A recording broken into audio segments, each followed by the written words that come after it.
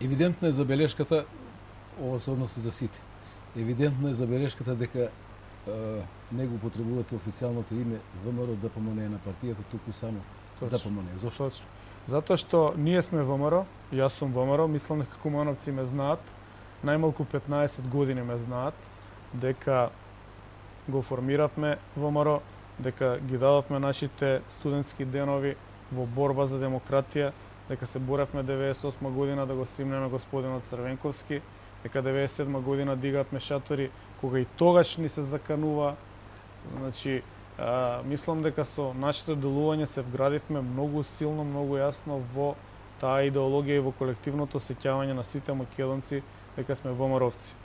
Од друга страна, партијата на власт, за која што се спомена дека ги земала младите луѓе, јас би рекол инструментализирала младите луѓе, затоа што не се свесни што работат и не се свесни на каков ризик кон законите во моментов се наоѓаат, посебно некои министри, за кои што има проверени и извадени документи од Државниот завод за ревизија, каде што недостасуваат по 20 и повеќе милиони евра, меѓутоа во моментов тие се заштитени од премиерот, затоа што се од неговиот внатрешен круг и затоа што извршуваат одредени сомнителни активности.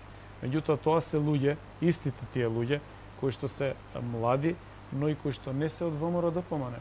Тоа се луѓе кои што по пријателски или роднински врски, линии, дојдоа после 2006, односно после победата во ВМРО ДПМН.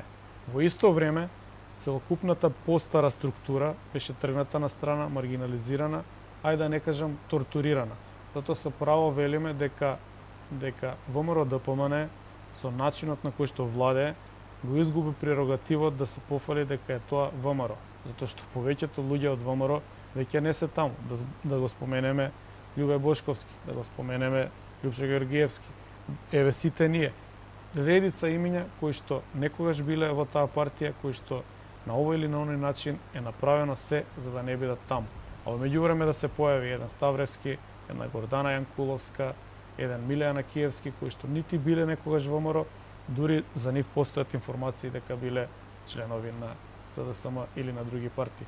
Така што ние сметаме дека ВМРО заради сите овие елементи го губи правото да се повикува на тоа име и го едноставно нарекуваме ДПМН, но и често јавно во нашите трибини велиме дека ВМРО е Обединети за Македонија, а Обединети за Македонија е ВМРО.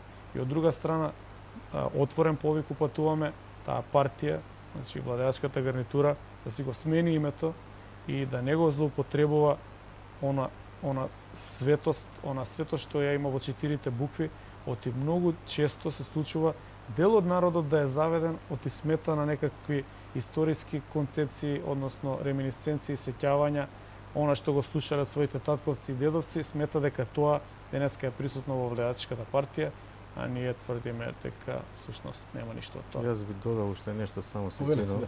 Беше спомнато, но сакам и на пониски нивоа дека највисоките функционери, како например Ставревски, кој со партиска книжка на СДСМ и други.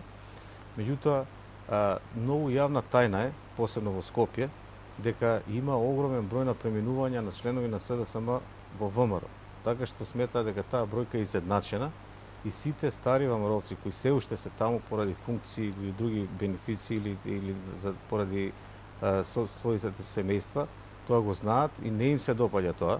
Значи, не се задоволни овие што се висниски ВМРО-овци и од друга страна пак кога се работи за одредени функции, не само на највисоко ниво, но и на пониски нивоа, предност имаат поранешните членови на СДСМ.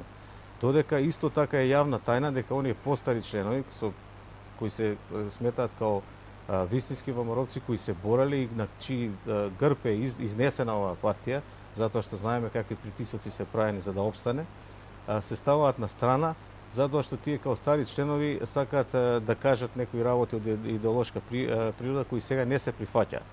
Као што например можеби некој од нив е против антиквизацијата, бидејќи Македонија почнала од 1893 од револуционерната борба и формирањето на ВМРО, а не од времето на Александар Македонски кој може само културно и историски да значи нешто за Македонија и во моментот ти служи како параван на актуелната власт за препукувања со одредени структури, знаеме кои во странство и дома, и да представи дел од политичарите како предавници или патриоти, а не во реална политика која се водеше од страна на ВМРО од формирањето до денес.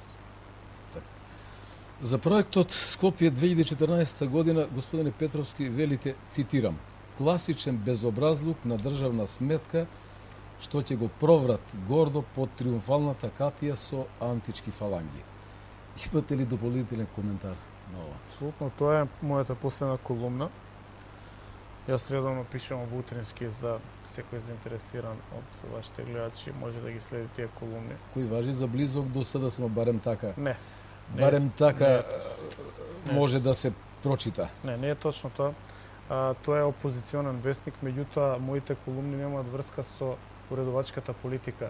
Она што го имам јас како договор со тој вестник е ја да пишувам што ја мислам дека треба да пишувам, а тие да не се мешаат во моите текстови, односно да ги објавуваат. Исто така тој вестник важи за вестникот кој што се информираат интелигенцијата и повеќе домашни и странски институции. Така што е добра можност да се искаже став кој што ќе биде слушнат подалеку и посилно. Затоа јас и во последната колумна сакав да ја поставам таа диагноза, имено Скопје 2014 како проект сите нас не изненади и ни делува како една изборна карта, меѓутоа ако се загребе малку под површината, покажува една желба, волја по секоја цена да се измени ликот на Скопје, на центарот на Скопје, за да се остави трага дека некој владеел во Македонија во одреден период. Се споменува бројка од 80 милиони евра од страна на власта, додека СДСМ споменува 200 милиони евра дека ќе чини тој проект. Јас лично мислам дека ќе се потрошат 500 милиони евра. Ќе се градат фасади, споменици кои апсолутно немаат потреба да бидат едни до други. Да не се разбереме погрешно, јас лично мислам дека има личности, херои од македонската историја кои што треба да се хвалоспеваат, да се воспеваат и да се подигаат и поголеми споменици, можеби, од овие кои што денеска се планираат, но на едно место, со споменикот на Александар Македонски, кога знаеме дека токму поради тоа застана нашата евроинтеграција, значи НАТО и ЕУ интеграција, и 4 години Македонија тапка во место. Кога знаеме дека сите ни приговараат и треба нешто да се разреши на надворешно политички план, односно дека треба да се покаже малку добра волја, што не значи да се откажеме од историјата или пак како сакате до Александар Македонски, но ние да правиме една концепција. Тоа во моменти кога од меѓународниот фактор ни се даваат 6 месеци да направиме некаков прогрес, за да Македонија добие датум за преговори, ние го вадиме тој проект Скопје 2014 и правиме еден таков потрес на домашната политичка сцена, што 3 недели сите разговараат во Македонија за тој проект. Никој не разговара за евроатлантската иднина на Македонија, дека стандардот рапидно опаѓа, дека Македонија станува ужасно изолирана земја без перспектива. Подсетам, едно време, посебно кумановци знаат, за нас Бугарија важеше за една земја каде што ние бевме дочекувани како богати луѓе. Бугарија денеска е членка на НАТО и на Европска унија. Албанија, која што 97 година имаше распад на системот и граѓанска војна, која што беше распадната, значи не постоеше како држава, туку само ја знаевме како земја со територија. Денеска е членка на НАТО, многу рапидно има раст на бруто домашен производ и развој, како и елементи кои што покажуваат брзо евроинтегрирање и спонзори за тоа да го изведе. Една Србија која што беше до 2000 година под режим на Милошевиќ, најтемната личност во историјата на Европа по 45 година. Сите тие држави веќе интеграцијата ја забрза, некои ја завршија, а други ќе ја завршат пред нас. Додека ние разговараме за триумфална капија во Скопје, јас прашувам која војска ќе маршира по триумфалната капија, бидејќи триумфалните капии во историјата се граделе за да маршираат победниците во одредени војни кои што се воделе по европскиот континент и кои што биле од огромни размери. Што ќе значи триумфалната капија во Скопје ако не оствари